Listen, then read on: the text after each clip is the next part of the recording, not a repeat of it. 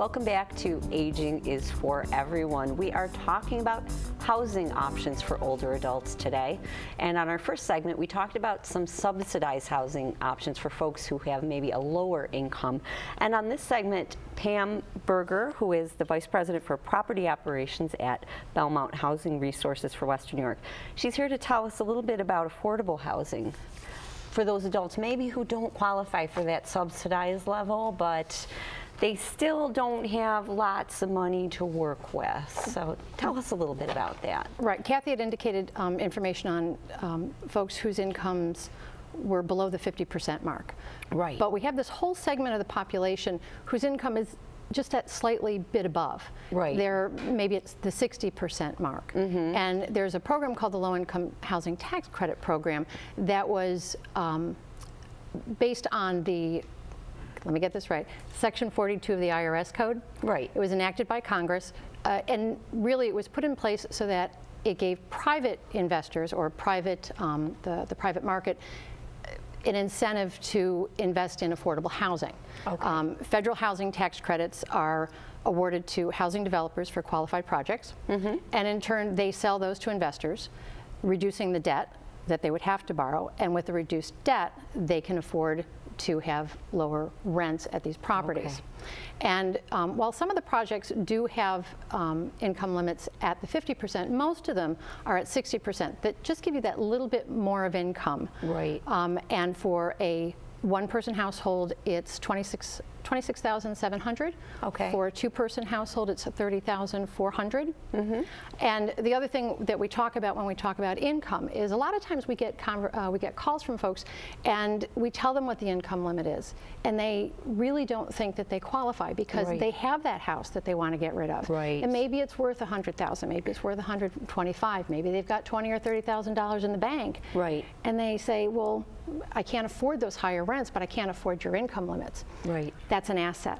It's not income. Okay. And if we were to calculate their income, we would only be looking at the interest earned on that. Okay. So it's really important that folks don't qualify themselves out by misinformation. Exactly, and I think a lot of people do that. I think they see the levels and they think, oh, that's not me. Absolutely. But like you said, with the resources, that's a different ballgame. Absolutely, and the other thing is the term affordable. Right. Is really relative to whoever that targeted audience is. So I see signs all the time that say affordable senior housing, and those rents are affordable to folks, but they're affordable to folks whose income really exceeds that 60%. Exactly. Or on the flip side, folks see the term affordable and they assume that the rent is based on income. Right. So it really is about people asking that question, right. Is it affordable to me? Exactly, exactly. And how can people get help with that, though? Because, you know, obviously they need somewhere to turn. Correct. There's, wow, Belmont Housing Resources has a great resource center. But there's also a great website that's www.newyorkhousing, I got to get this right, newyorkhousingsearch.gov. Okay. And people can actually put in information on what they're looking for. They're looking for senior, they're looking for affordable, they're looking for pet friendly, they're looking for smoke free. Anything that they put in, and it will generate options for them. Right. And it isn't, you can indicate whether you want Erie County, Niagara County, City of Buffalo, a specific township, and that's one resource that folks have. And that's New York Senior Housing? NewYorkHousingSearch.gov. NewYorkHousingSearch.gov. Yes. Okay. Right. Right. That sounds like a great resource. Yeah. Now, for folks who are looking, you know, maybe they don't even know where to start, that would help. What kind of services are available in these housing products? What are they like? The tax credit program really is a great option for that person who doesn't want to, you know, they want to downsize, they don't want the house anymore. Right.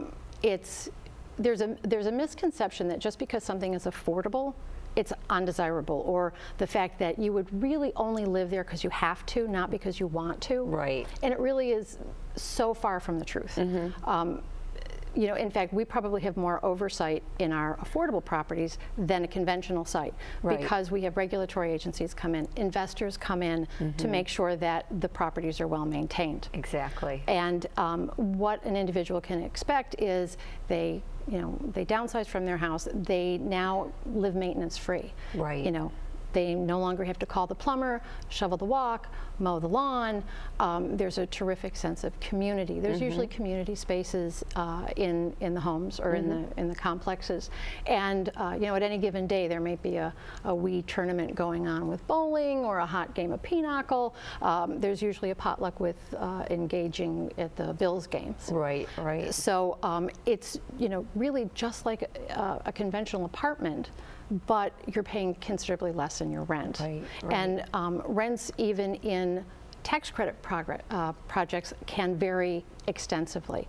Right. It has to do with how they were financially structured, and it also has to do with what the owner's goals and priorities are with the properties. Right. For example, even within our own portfolio where we have tax credit properties, our rents can vary a great deal, but we choose to have rents that are considerably lower than the maximum because we're mission driven. Right.